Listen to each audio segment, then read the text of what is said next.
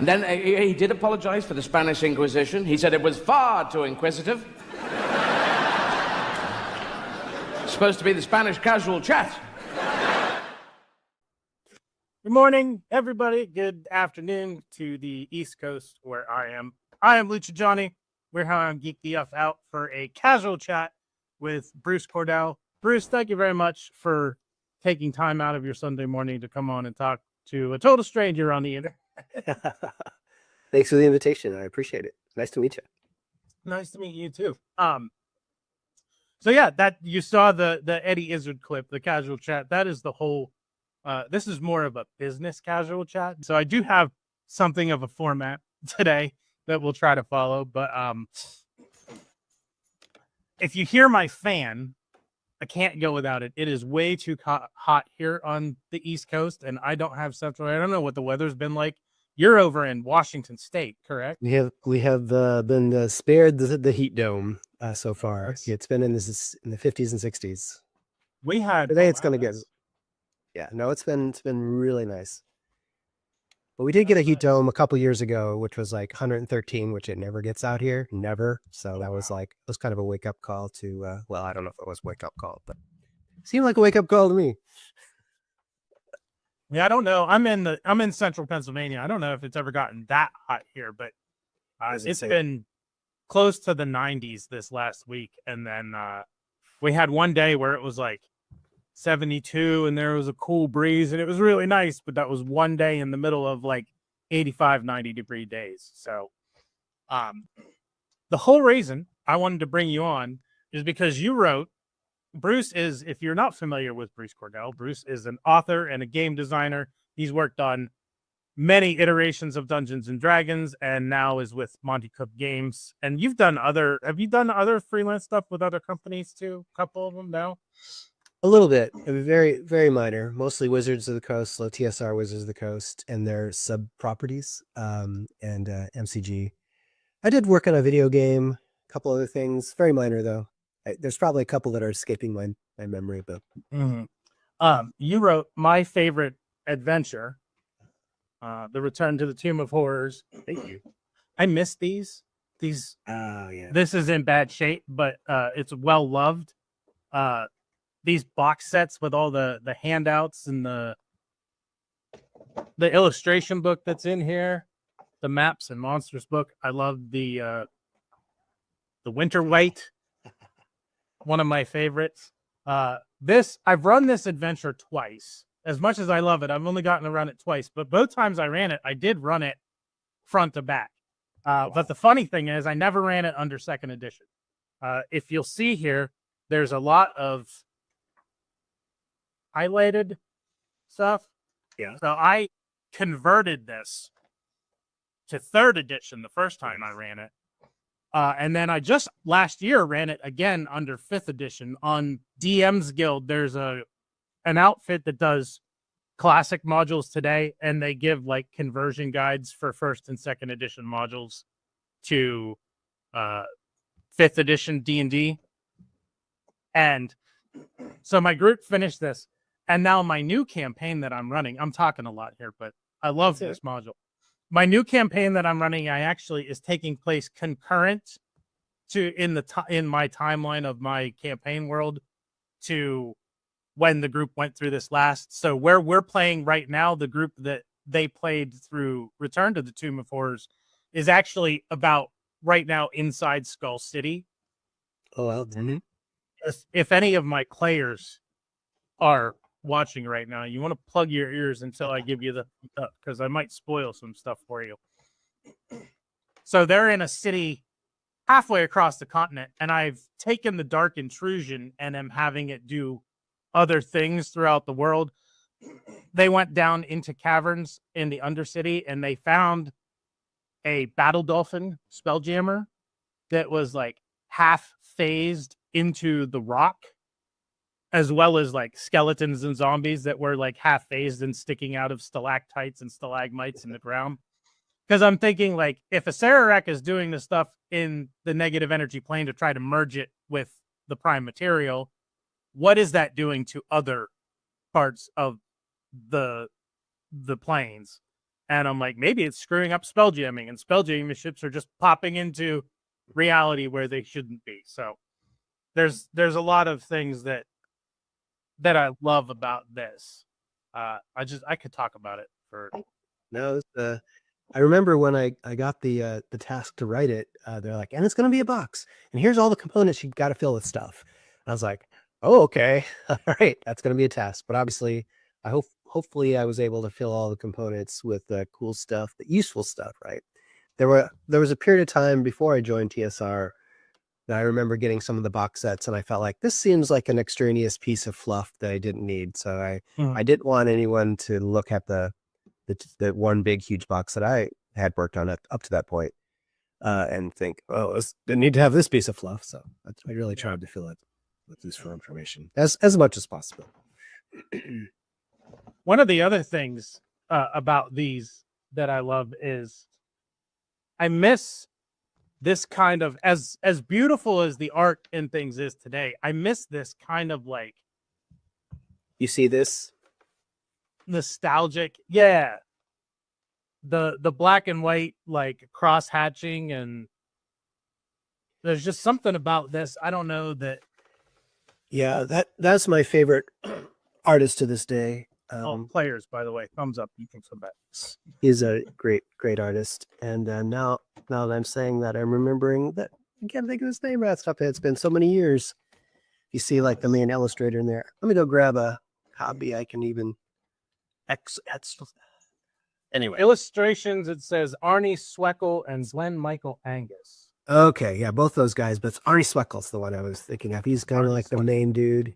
Yeah, he did some of the great stuff in the Ilithiad, and he just magnificent artist, and he was great at that black and white sort of. And he really got into it because he's a player and GM as well, so he would add fun additional detail. They're like perfect, right? So a lot of illustrators are wonderful, but they don't necessarily, in the days of color and stuff, it takes so much more time.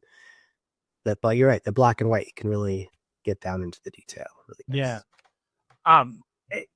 This was something, hello to Ralph from Lanterns Live. Ralph has been on, he has a Green Lantern podcast and a Star Wars podcast and Invincible podcasts.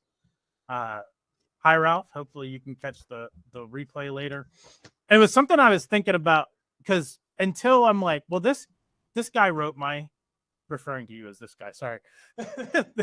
This guy wrote my favorite module. So as I start, because I kind of thought, and maybe this is something other people do, and particularly before the age of social media, is just thinking about these releases and like Wizards and TSR before it to an extent as just this monolith that like this thing came out and it's because of TSR, it's because of Wizards, and not digging down into who actually made the product.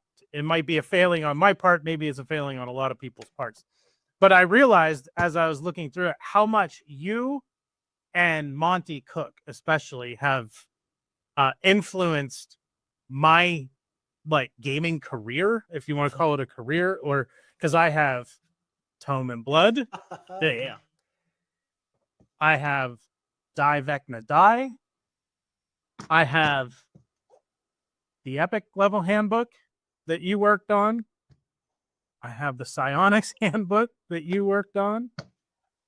I have the Manual of the Planes that you worked on. I have, your name's not on the cover of this one, but I have Call of Cthulhu that you worked on. So there's a lot of stuff throughout my D&D and general gaming that was done by you and or Monty. And speaking of my favorite games is Monty Cook's World of Darkness, which you did not work on, but you work with Monty and you know Monty. So you can tell him that you talked to someone who has not one, not two, not three, but 4 copies of Monty Cook's World of Darkness. Because I love the game. Okay. Yeah, I love the game.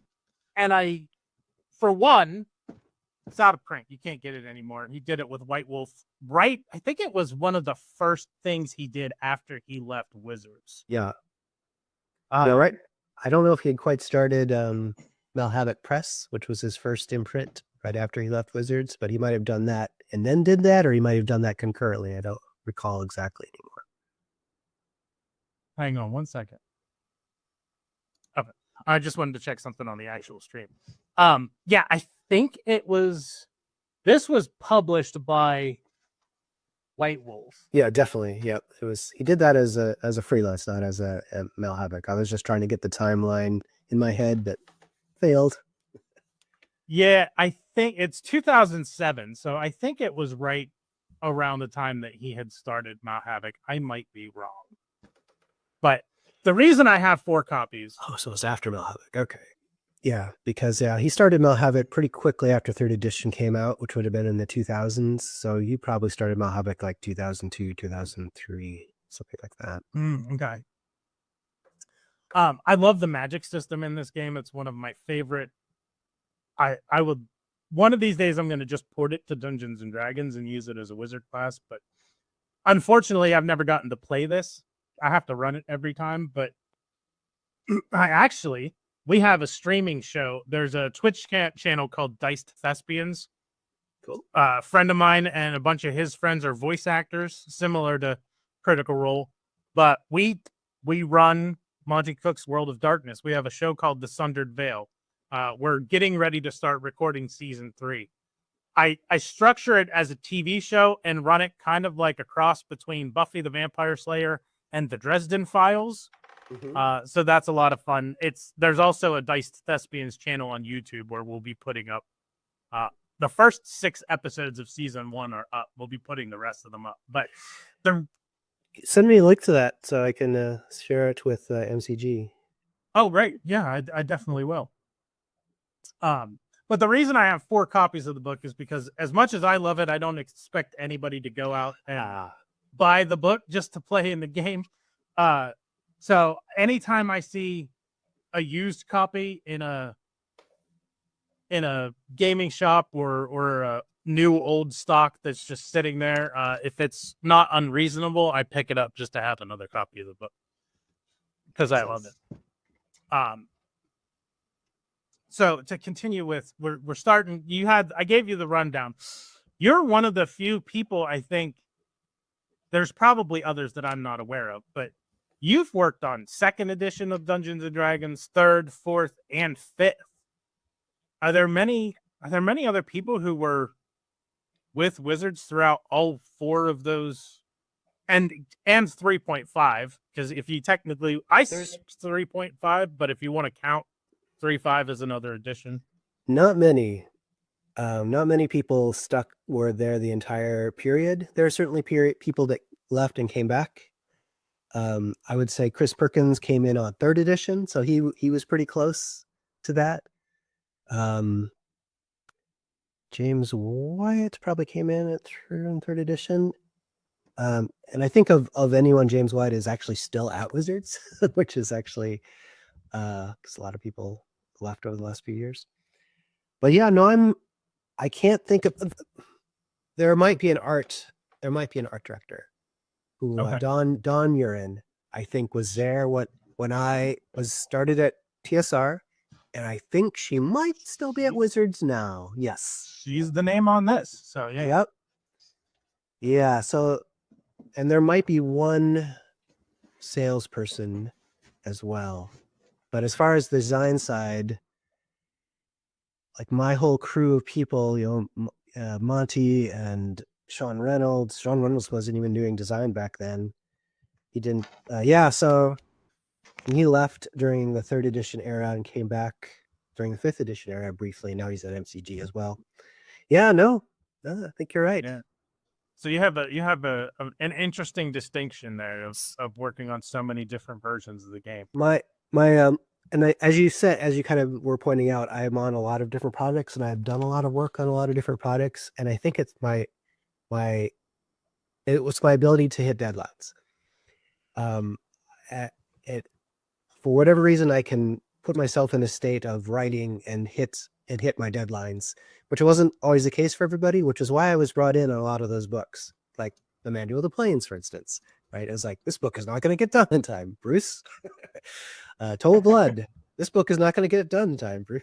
So it's like, it's these sort of things that, here you go. So, I enjoyed a very good time and relationship with Wizards, TSR/Wizards, once Wizards bought us, for most of my time there.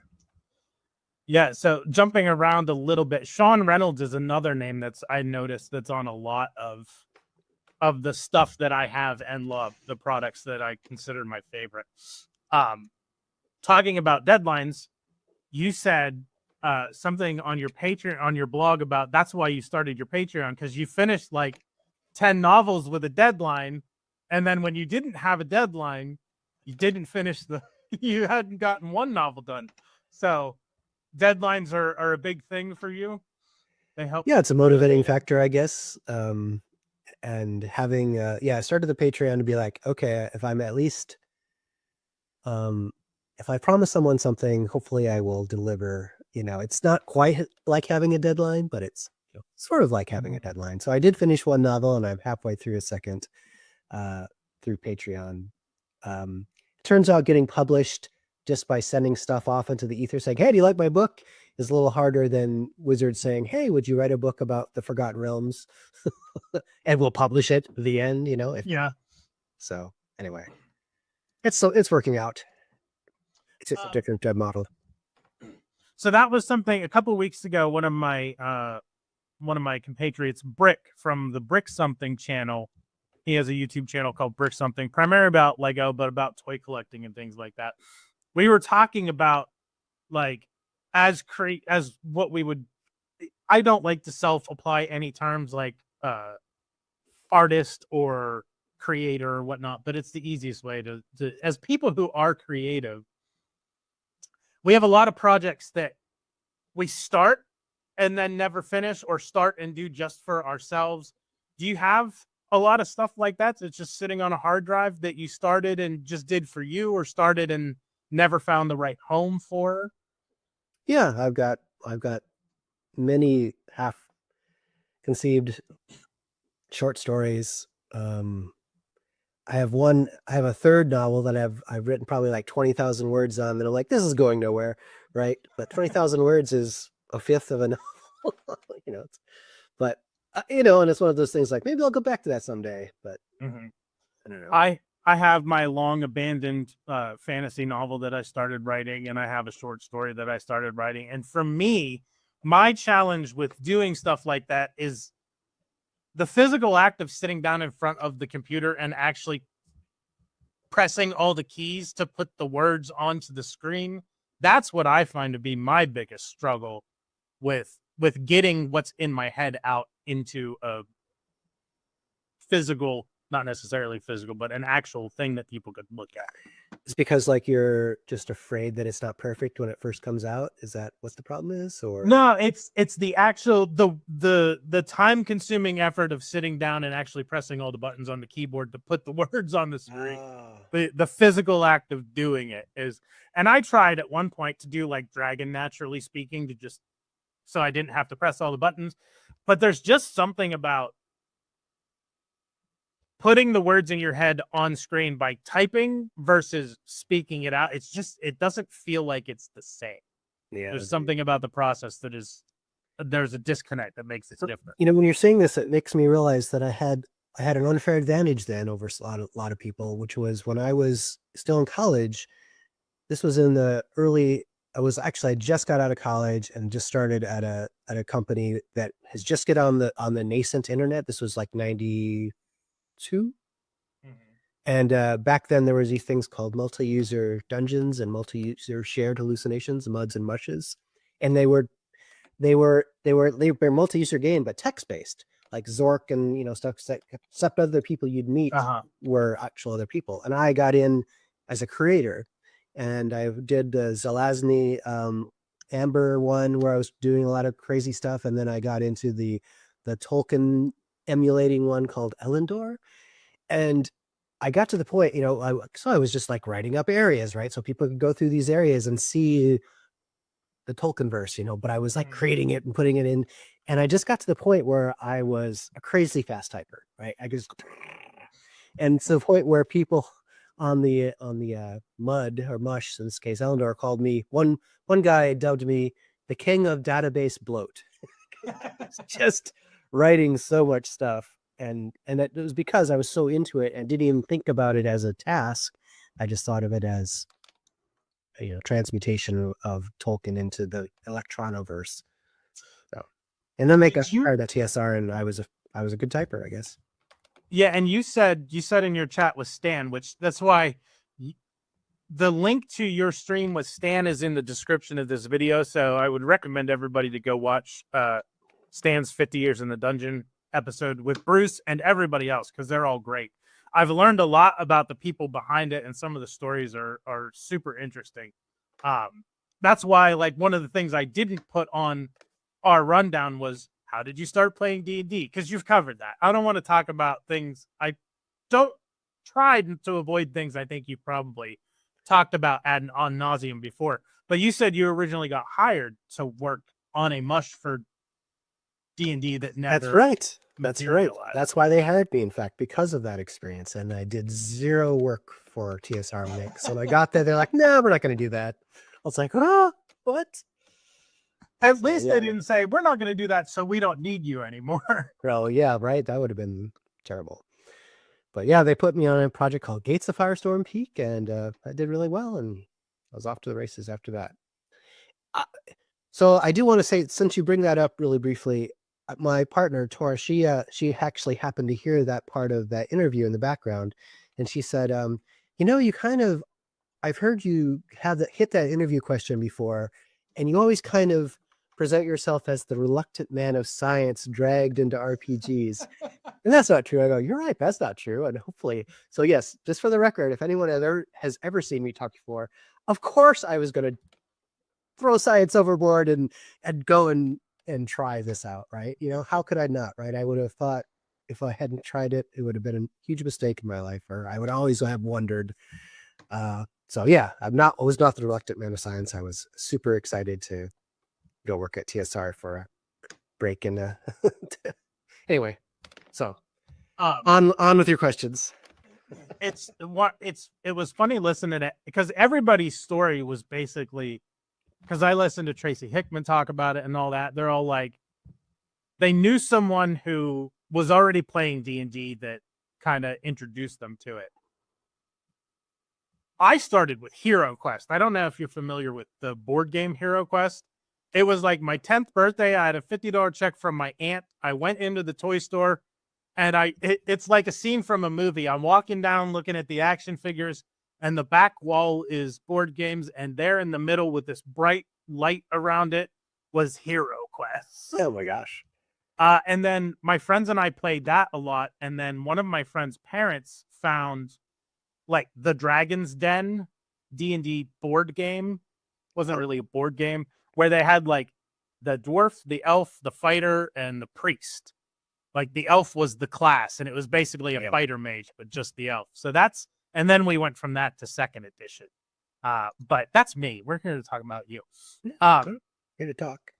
So what's it like? Because you mentioned you wrote, TSR had you write a Forgotten Realms novel.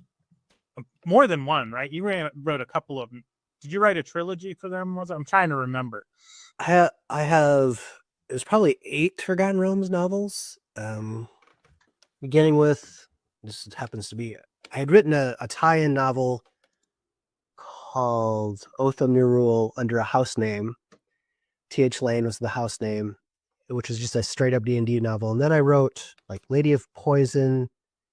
It's a little glossy here, which is the very first one. And then like Dark Vision, Stardeep, a trilogy, then a trilogy called The Abolithic Sovereignty. And then I wrote 2 more, Sword of the Gods and Spinner of Lies, which were probably the best books I've ever written. But that was right around the time that ebooks were coming out and the market started to crash.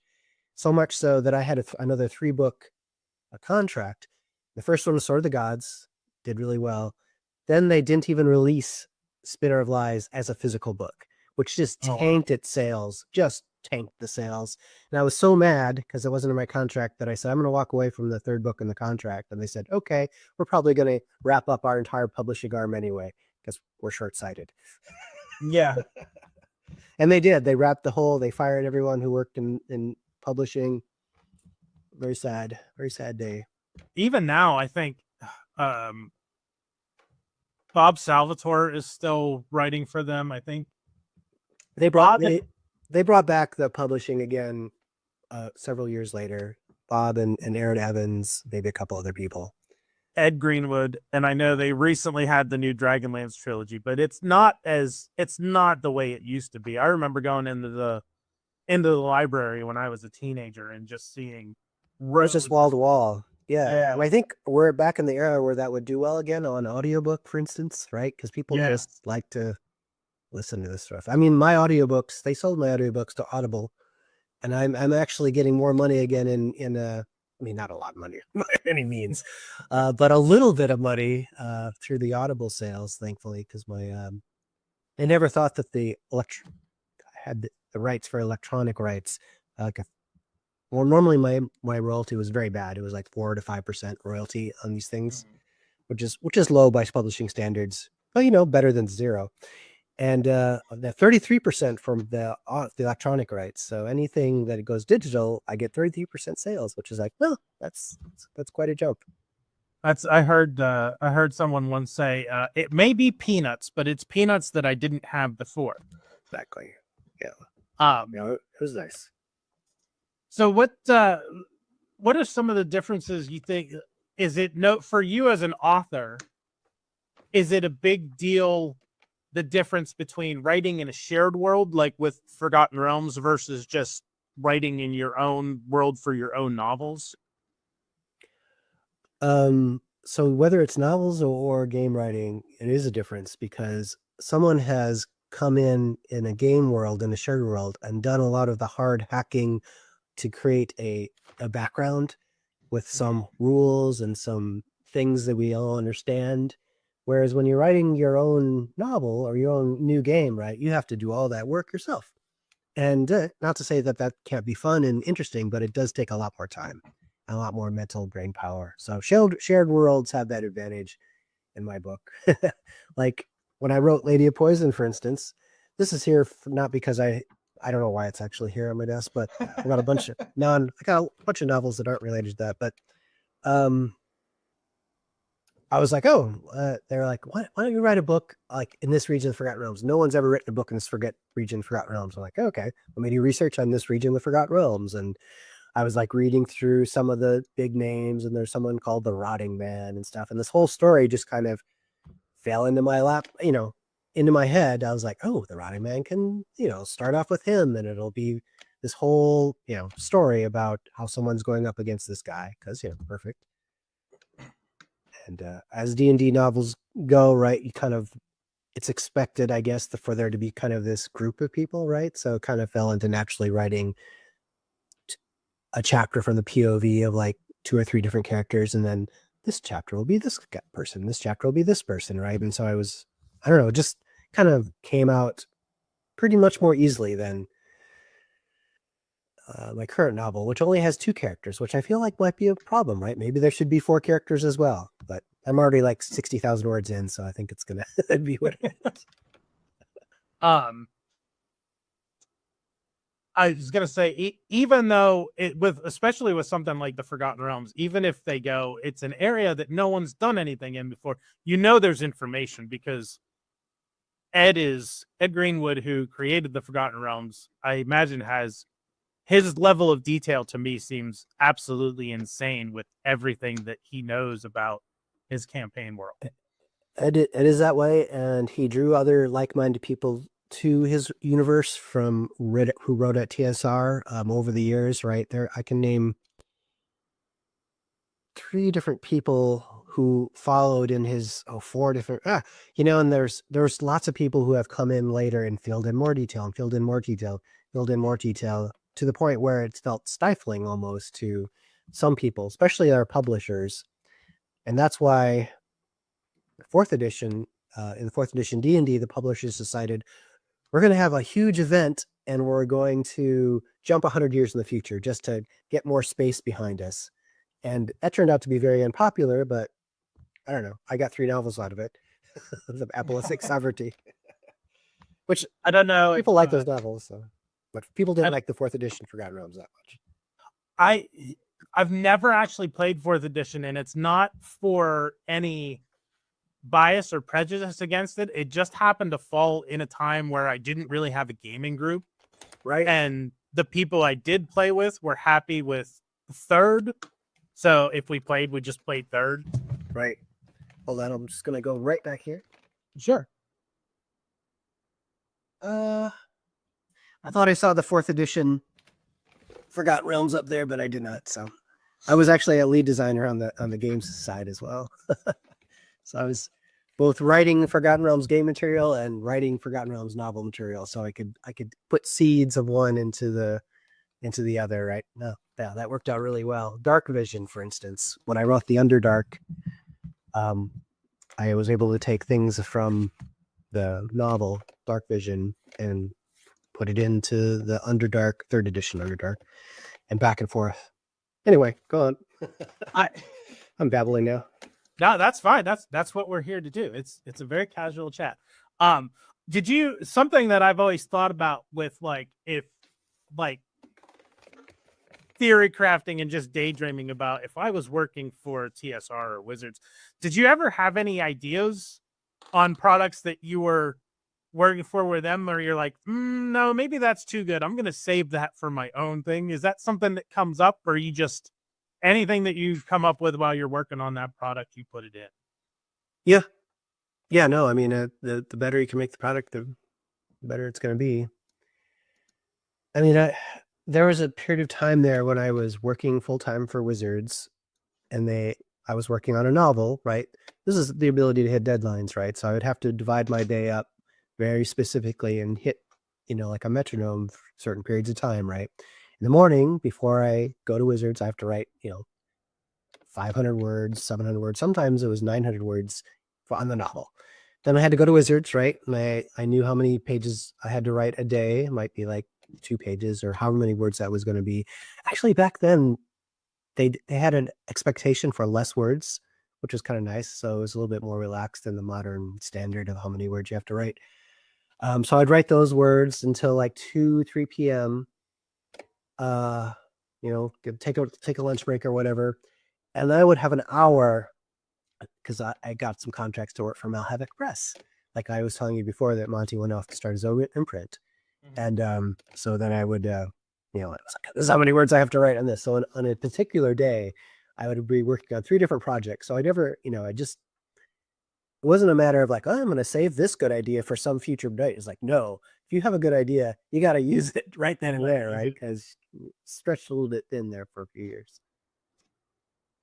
Yeah, I remember, I think of a quote that I read recently, something from, if I'm remembering correctly, it was a conversation at like a convention or something between George R.R. Martin and Stephen King, where George Martin was like, how are you so prolific? And Stephen King's like, it's my job. It's just Monday through Friday, 9 to 5, the dude sits down and writes. And like, have you read his book on writing or listened to it? I have not. Okay. You can listen to it. It's actually a good listen. I'll have to look into it. If you have the capability to do that and treat it like it is a job and sit down and from 9 to 5, you just write and you can take your lunch break, I'm sure that does help with. And one of the important things I see people say is just write. It doesn't matter if it's good or not. It may not ever see the light of day, but you have to sit down and actually put the words on the paper to get them out. And Stephen King, that I struggle with. Stephen King's like, my daily goal is 2,000 words. And he said, if I finish that at noon, I give myself the rest of the day off, right? If I finish it at 5, well, okay, it was a full day of writing. And ever since, like I said, that was on writing. And ever since I kind of already had done that. I was already kind of doing that. So I guess it was validation though. I was like, yeah, that's right. Stephen King does it. That's what I do too, right? It's you you set yourself a daily goal, right? And that's Mhm. if you have that, then you know when to quit as well. You know, like now I can do something else. So you touched a little bit on like the shared world aspect, and people have already gone and done the hard work of all the world building. And you talked during your, I don't think it was with Stan, but it was in one of the interviews you had linked on your website that I read, about being, whether you are a plotter, not a pantser, which is right by the seat of your pants, just sit down and start doing it. So do you have any special approach that you take to like world building? And when you outline a book, how detailed is your outline? Like for me, I kind of do something similar when I'm planning episodes of the Sundered Veil. Each episode is really like 3 bullet points. Like, here's the thing, like they get a call saying this church is haunted. They need to go visit the church. At some point, the ghost is going to attack them. And that's it. That's all I come up with for like a session of the Sundered Veil. Is it basic like that for your novel, or is it way more detailed? Well, the one novel I was telling you about that I got 20,000 words in and stopped was the one novel I first tried to pants, and then decided that doesn't work for me. So yeah, normally, well, at TSR they wanted a outline. They before they were gonna let you go forward, they would need an outline, and they wanted a chapter by chapter outline. First, they wanted a chapter on who are your characters, describe each of the characters, and then they wanted a chapter by chapter outline about what was going to happen. So I got in the habit of like writing out, even to the effect where I'm writing this outline, right? That's like I would take a week off of work of my main job just to write the outline, right? It's just like a week of 8 hours a day writing this outline, and maybe by Friday I get to take off because maybe I finished it by Thursday. But it was basically 30 chapters. In each chapter it would be lots of words about what's happening, and once you get into it in that sense, you're writing actual little bit of dialogue. I would find myself writing dialogue a little bit just to kind of show. So it is pretty intense outlines for the novels. A lot less for the game material. The game material could be a lot looser. But the outlines would often start with me with a yellow pad of paper and me drawing some pictures, right? It's like, Okay. Here's a big monster, and it's the entomorph and whatever, right? And I would have lines and stuff. But from that, I would slowly layer on characters and layer on plot, and then start writing the chapter by chapter thing. But it starts off very basic with a few pictures. Interesting. Same for actually writing adventures and game material. Adventures especially, because I guess they're a lot like novels in a way. So just some pictures of some cool things that I can then start layering words onto. Mm-hmm. So getting back to gaming products, what's it like? Because like for a lot of DMs and people who play, if we're not, running a pre-made adventure, we're just designing it ourselves. What's it like when you have like, because a lot of these books have, lead designer and then all these other names. How does the collaboration work on stuff like that? Are you kind of like a manager who goes, I need this person to design this part, I need this person to work on this? How does that go? So yeah, when I first started working there, it was just one author per book, and then they wanted to decrease the cycle time, and so they're like, we'll have multiple authors, right? And that's when this kind of thing started to happen more and more to me. And I was in 3rd edition, and I was often in the good position of being the lead designer. Well, I don't know. Maybe I don't know if it's the good position, but it was in many cases. And so when you're the lead designer, it falls to you to write the overall outline. It falls to you to determine which of your freelancers is going to write what part. And it falls to you to read over their material and give them feedback if necessary, or just fix it yourself if necessary. And then send it on to editing. Although then they started adding developers as well to the whole another thing. But yeah, so that's it as the lead designer. I mean, at MCG these days, if we have multiple authors on a book, we'll do the same thing.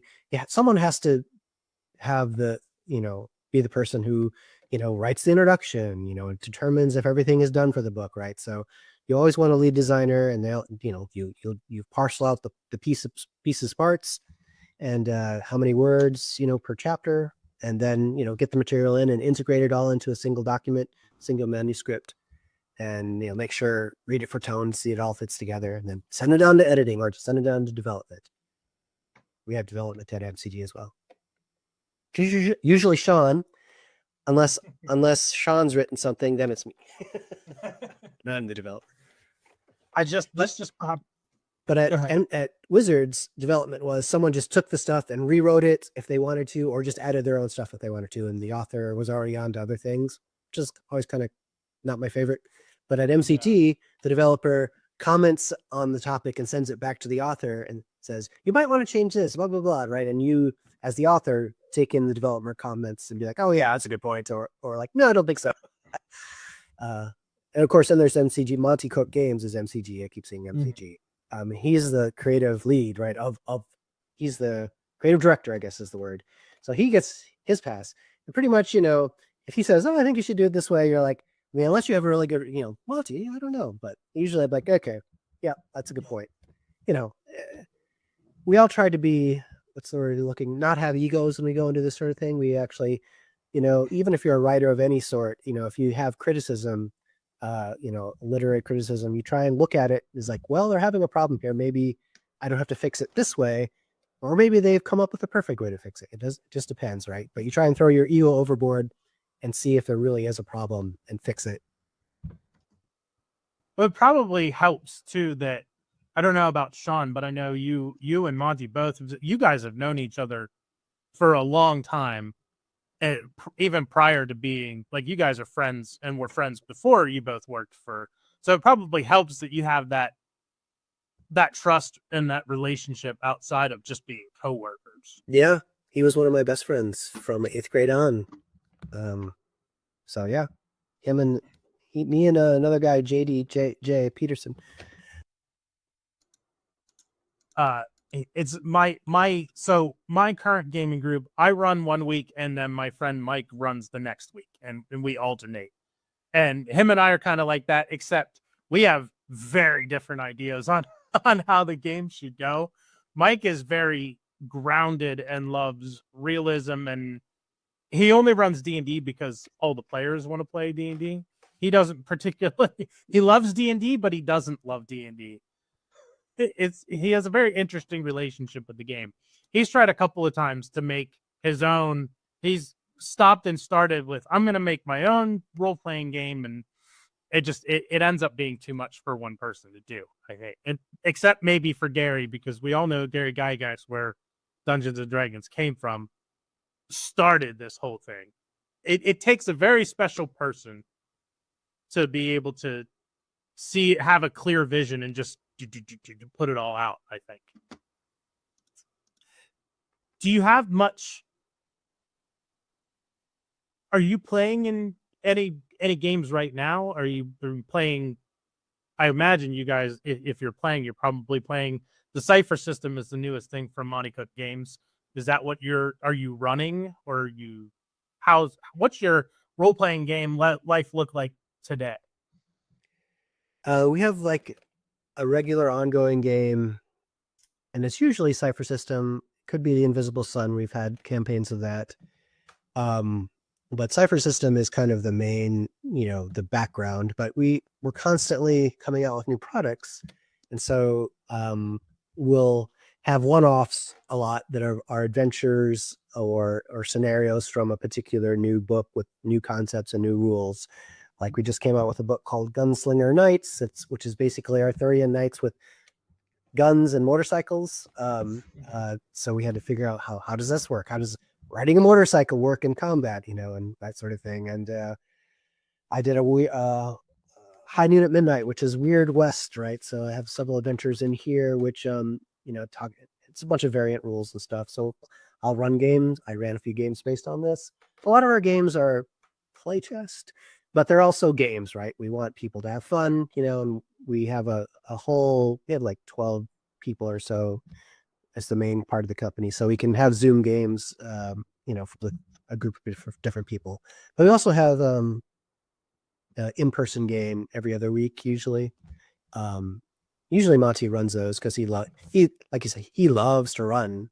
I mean, he's always loved to run. You know, he's probably the reason the nucleus of our group got together in high school, because he was always not only willing but eager to run some new crazy thing they had in his head. You know, fun D&D style or space or whatever, right? So. Which can be rare. Like my friend Mike is like that. He is primarily a dungeon master, game master, whatever you want, storyteller, whatever you want to call it. That is his preferred mode. I was always the only one who was willing to DM, the only one who was willing to run the game. So for years and years, I ran because I had to. Because if I didn't run, we weren't going to play. But I found that with Mike running every week or every other week, it actually motivates me to want to run. So for the last, and this group has been together with different people popping in and out since 5th edition launched. So for many 10 years now, I think it's been since then, I actually am excited and eager to run because I have the ability to play in Mike's game, and that motivates me to want to run as well. So I think that helps. If you are a reluctant DM, if you find another reluctant DM and you both run every other week, it helps motivate you to be enthusiastic game masters. I think I'm a little more in your boat. I've always been a little bit reluctant. I mean, I ran in high school. In college. I was the only one who would run, right? So I was the GM for 5 years. Mm-hmm. But these days I run a lot for conventions, and I discovered I love running games at conventions. I mean, I love it. I look forward to it because everyone who shows up at that table is just willing, is there to have a good time. And, they're not there to judge or whatever, right? You've never probably seen most of them before, and they're going to, you just want to give them the best time possible. And I don't know, I really love running at conventions. So I usually go, in a good year, I'll go to like 3 conventions and run like 3 to 4 games, or 5 or 6, depending if we run out of GMs at a particular, over a weekend, long, Thursday, Friday, Saturday, Sunday. Mm-hmm. So it's a lot of energy to run that many times in a row, but it's also, it's a short burst of adrenaline. Yeah, that has to be a different, I actually, oddly enough, ran a convention game once. A friend of mine organized a local convention, the game a lot of cons.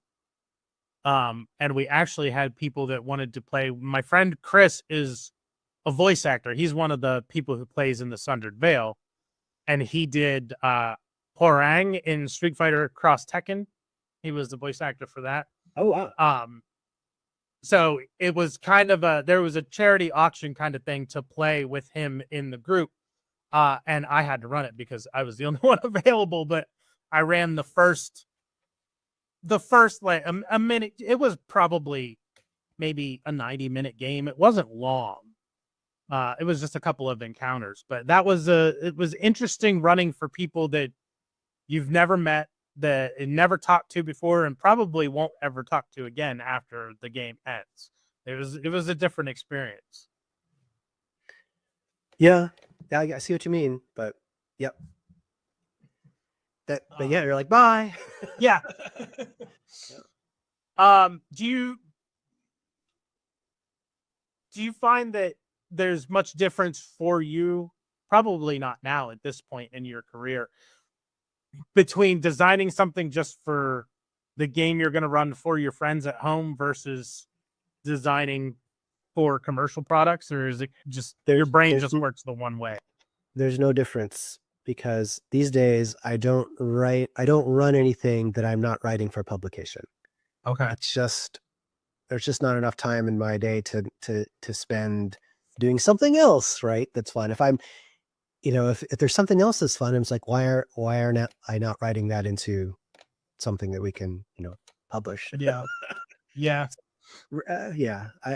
There was a period of time where, there have been periods of time when I was working on 4th edition. Yeah. I had my group, or was it 5th edition? I don't remember now. It was 4th or 5th edition. Maybe it's 5th edition. Yes. When we were working on 5th edition, I had a group of players that I was just running through, and this was people, none of which were directly associated with Wizards of the Coast. This was another group of friends. And I had a 4th edition campaign going, and that was fine. But then we started working on 5th edition. And I was like, hey, you guys, do you want to like be part of like the playtest for 5th edition? And they're like, yeah, that sounds good.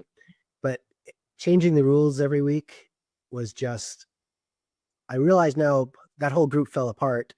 I always thought there were multiple reasons. And I know that one of the reasons, which I'm now remembering, is because I just kept changing the rules on them. And even though they were excited to do it mentally, just in practice is like, well, this is no fun. Like, oh, now it works differently, and now we're doing this. Yeah. So they were not there for playtesting, and I was trying to turn my group of friends into playtesters. But that's the only way I could make it work, because at work I was like working on 5th edition. So, Yeah. oh, Speaking of, like, one of the things we talked about earlier was you being on so many different editions of the game, but that also means you've been through the transition of TSR being purchased by Wizards, and then Wizards being purchased by Hasbro. Do you have any distinct memories of like those transitions and how it felt? Did you prefer one of the organizations? You don't have to answer if you don't want to play favorites, but you are pretty far removed from them at this point. well, they each had their own great things about them, and they each had their bad things. But like initially when I worked at TSR, it was like a dream come true, right? It was just like fairyland for the first year. But then it became clear, I didn't know what was happening behind the scenes, but it was something to do with Dragon Dice being overproduced at some vast quantity, and that suddenly sunk the company financially. And so things just kind of took this turn, and they started having layoffs, and things seemed very dire at TSR. And then suddenly there was I had 3 or 4 resumes on the table next to my door just to drop into the mail the day I was let go. That was how it seemed like it was going to go. But then Peter Atkinson stepped in, and he was going to purchase the company, and not only purchase the company, but have many of the employees come out to Renton in Washington, right south of Seattle, and work at Wizards of the Coast, right? So that was amazing. And I got a pay raise because they didn't pay me very well at TSR. I took a pay cut to leave my job that I had working in biotech to come. So that was nice. Got a pay raise. And when we got there, it was like Wonderland again, right? It was like, yay, things are wonderful. And we came out with 3rd edition, right? I was actually still working on a lot of 2nd edition product at the time. And a lot of 2nd edition product, like you saw the last capstone of which was Die Vecna Die, which was meant to transition you from your 2nd edition campaign by blowing it up into, so you could start a 3rd edition campaign. I vaguely remember a lot of people being unhappy about spoilers for this 20 some odd year old adventure about Vecna being able to get into Sigil and confront the Lady of Pain, because that was like supposed to not be able to happen. But that's the point. That's what caused the whole the first part of the adventure or something. I don't remember now, but he wasn't just did it, right? He had a plan for how he could do it. Anyway, so then things were really wonderful there. And then when Hasbro bought Wizards of the Coast, at first it was pretty cool because I had 100 shares when TSR was bought by Wizards. They gave us all like a handful of shares of stock. Like, so I had 100 shares of Wizards of the Coast, but that 100 shares was enough to, when Hasbro bought us, suddenly I got money in my pocket above and beyond, and I was able to like pay off my student loan and my car loan and my wife's car loan, right? It was like sort of like a huge reset, in someone's life that doesn't normally get a reset in their late 20s, early 30s. So that was cool. Yeah. But then Hasbro, as the manager, like instituted this weird, like, you're graded on the curve as far as how good of an employee you are. So someone in any group of people always has to be graded low. Which was just like suddenly over, okay, not suddenly, but over like the few years, it became clear if someone gets to be highest and someone always has to be lowest, it kind of turned a collaborative sort of environment in every department into sort of an antagonistic sort of collaborative, non-collaborative sort of like, and I never really was able to get onto that train. I just put my head down and worked, but there was a mood shift, and it became clear, like, if you were going to succeed at TSR, you kind of almost had to be willing to like maybe push someone a little bit overboard, and that mood kind of made it more toxic in a way than, I wouldn't say it was toxic, but it was not my favorite cup of tea. And so by the time 5th edition came around, and actually I was on the 5th edition, the main design team. I was still on the design team. Things kind of got shuffled around by people who were like, "Oh, maybe we should be designing this game." That's all that. Monty took off, and I stayed for another year. But then Monty had started MCG, and he's like, "Hey, want a job here?" I'm like, "Yes." Look, goodbye, Wizards. Actually, what had happened was that I was writing another novel because they got rid of their novel, and I wanted to write a science fiction novel because they wouldn't think that was, I don't know, it wasn't fantasy, which is what they had. So I was writing this whole science fiction novel, and I was like, okay, I'm going to leave Wizards, finish writing the science fiction novel. But then I was telling Monty about the science fiction novel, and he said, we could write a game based on that. That book became The Strange, right? And we had this big, huge game that launched the same year that 5th edition launched, right? And we both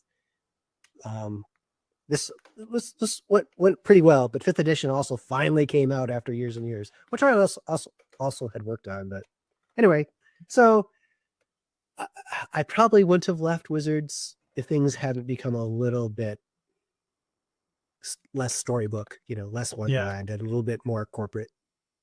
Always have that. I'm more of a Wonderland storybook sort of person, and that's how things were at MCG, right? And things have been great at MCG ever since, because it's a very small company. Yeah, you always have that honeymoon phase with those. Yeah, with those kind of there's always corporate overlords somewhere lurking in the dark. The Wizards honeymoon period lasted a long time. I mean, let's be honest. I worked for TSR for 2.5 years, and I worked for Wizards for another 15. So it was pretty damn good for a very long time. Yeah, probably because I remember I watched Stan's stream with Peter Adkison too, and like it seems like he bought it because he loved TSR and D&D. Like he was told many times it was not a good financial decision what he did. I think it worked out in the long run for him, but he bought Wizards and D&D he bought TSR and D&D because he loved it and didn't want to see it vanish. Because who knows where Dungeons and Dragons would be if Wizards hadn't bought TSR. It could have. Hasbro wanted it initially, but they weren't going to bring all the people. They just wanted the IPs. So who knows what they would have done with? Yeah, it would have probably vanished. They would have made some toys and. Oh, don't get me started on it. I have a whole basically PowerPoint about what a D&D toy line should look like, in my opinion. There's so many great figures that they can make that they just don't. That's one of the things that I don't know if we have time to really get into it. We're running up on the end of your free time here.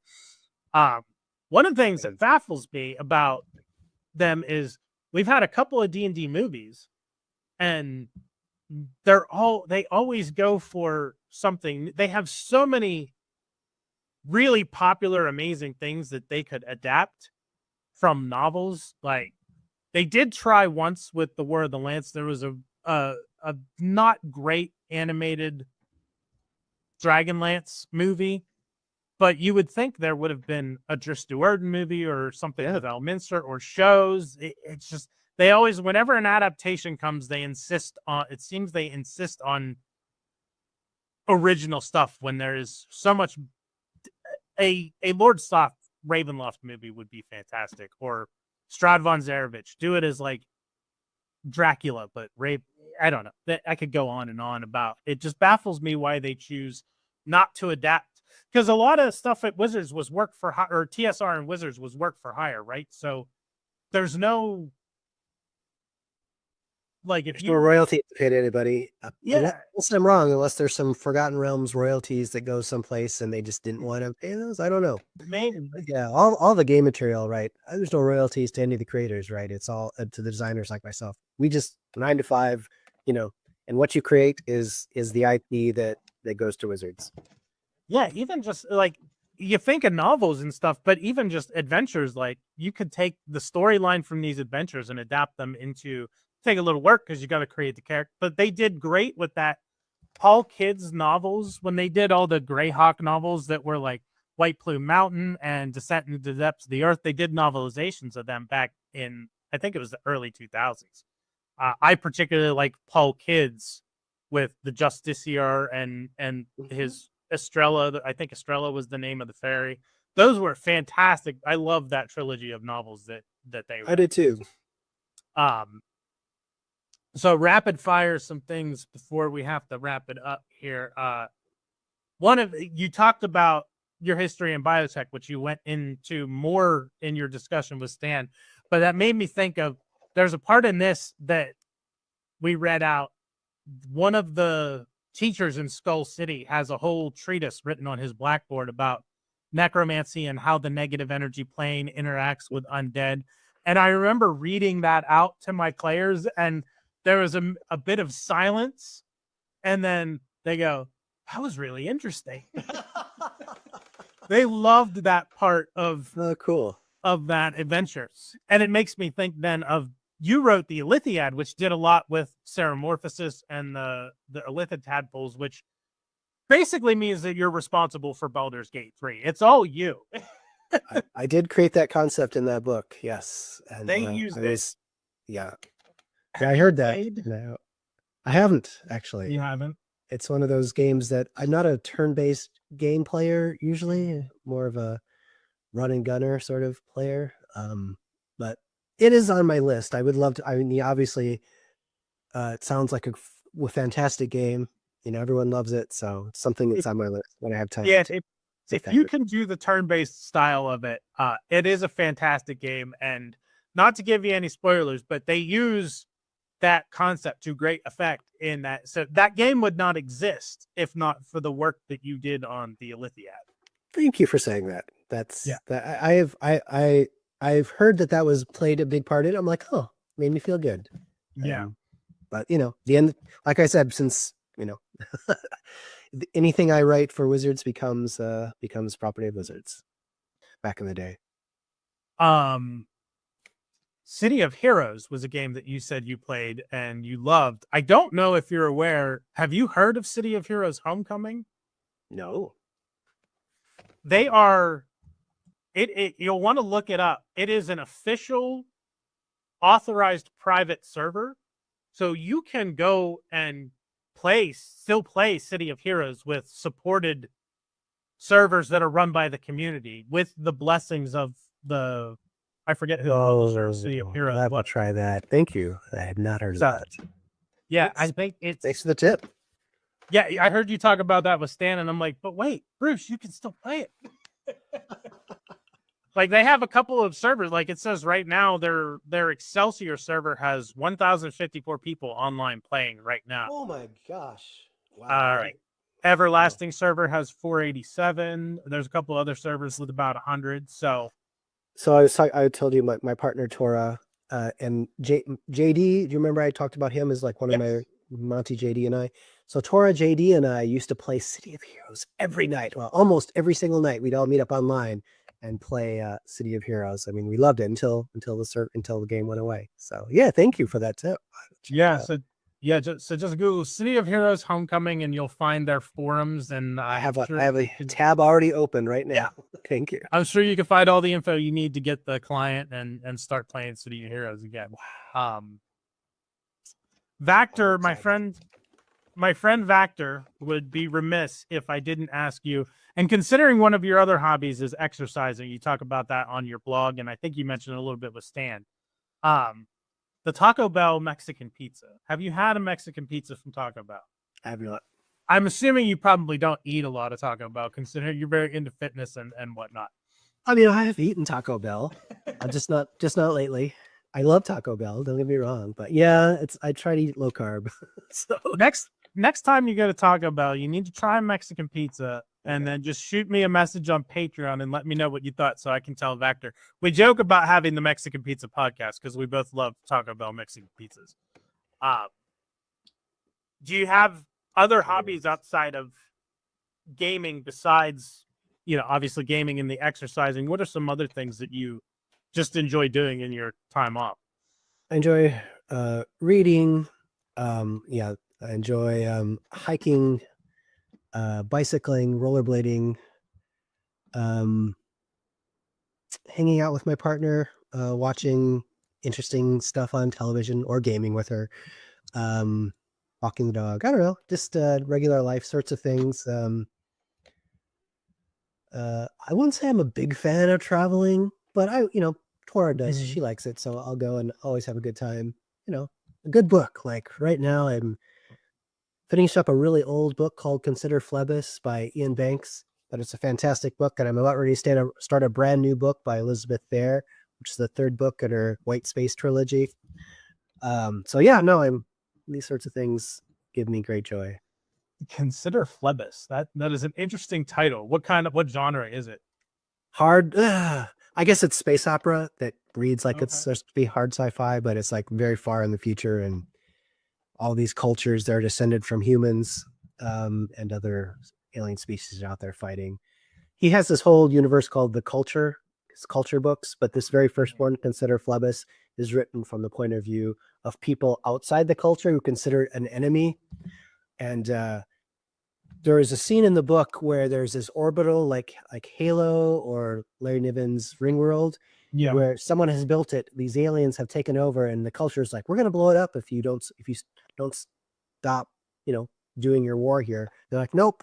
And so they come and they just blow up this Earth-sized, circular orbital, several thousand kilometers in diameter. And they not only blow it up, they like slice and dice it, then slice and dice the pieces, then slice and dice those pieces with these grid fire lasers that are just beyond powerful. And I had a nightmare that night after I read that scene where I was on Earth, my planet, our own world. I was at my own house, and a piece of this orbital came crashing, flowing through the sky, and smashed down some, miles away on the horizon. And then this huge storm front was, coming over from the blast radius. And I'm like, no. And I woke up going, oh, that was weird. So yeah, that kind of thing. It's a good book. It's an interesting story. I recommend it. Well, I think we're about out of time here. Unfortunately, didn't get to talk much about Neon Rain is the new product is not released yet. It's coming soon from MCG that you worked on. This just came out. High Noon at Midnight, Weird West Cypher System. So this is out. I'm really enjoyed working on this. But this, if you like cyberpunk, Neon Rain, super fun. Sean Reynolds was the lead designer on this. I was happy to be able to come in and write some parts of it as well, along with Dominic Dickey. It's very intense. It's very in depth. If you love cyberpunk at all, and if you don't play Cypher System, maybe this is your opportunity to give it a shot. Yeah, I will have to look at that because like I said, your name was always on the cover, but I didn't really dig into that. And then I realized as I was going through how much you and Monty and Sean especially worked on that is building blocks of my role-playing career and preferences. So I definitely have to look at what you guys are working on now and take a look at the Cypher System. And if you just want to look at what the Cypher System is for free, just go to MCG and type in the store and look for the primer, Cipher System Primer, or maybe you can just type it into the internet, Cipher System Primer, because it's free. You can download it. It tells you the basic rules. It has an adventure at the end that I wrote, and nice. six pre-generated characters, so you could actually and it's like a modern day sort of haunted house sort of adventure. So Cool. it's kind of fun, and so it doesn't take a lot of intellectual energy for players to jump in because it's modern day, and you're gonna go check out this house.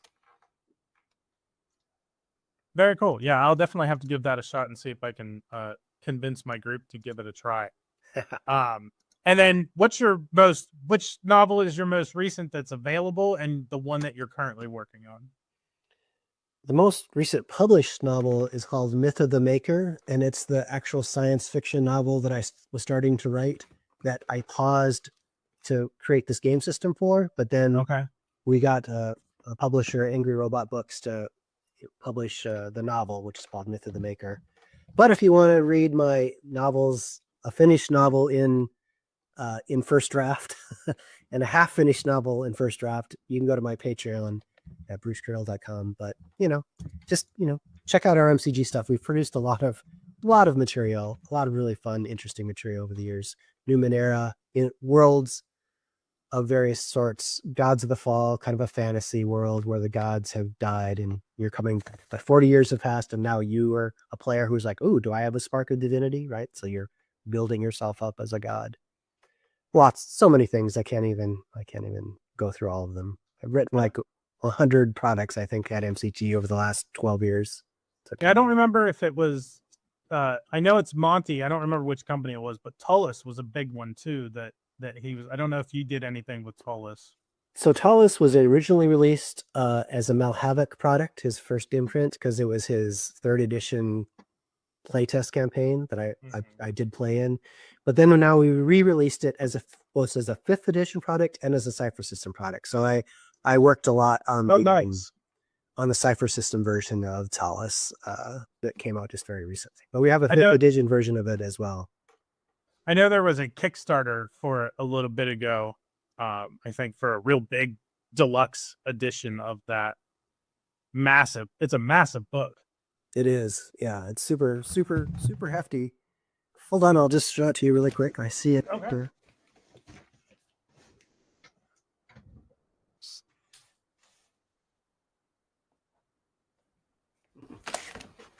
Wow. Well, it's pretty thick. Yeah. Pretty heavy. Well, and it's just quality stuff, right? It's there's some ribbons in here, but it's just all so quality, right? Because from the mind of Monty, he's a good he has a fantastic imagination and an ability to put those words onto the page. All right. Well, Bruce, thank you so much. We went a little bit, about 5 minutes over what you said you had for us, so I don't want to keep you anymore, but thank you so much for coming on and talking to a stranger on the internet. We're not strangers anymore. I will send you the link to the Sundered Veil so you can shoot it over and tell Monty, some crazy dude out there owns 4 copies of Monty Cook's World of Darkness. Is there anything else you wanted to say to the people before we sign off here? Oh, well, thanks for watching. I appreciate it. Appreciate it. If you've ever read any of my stuff, thank you. Okay. Thank you, everybody. But very casual. We're just going to end. I got to find the right. I think it's this one.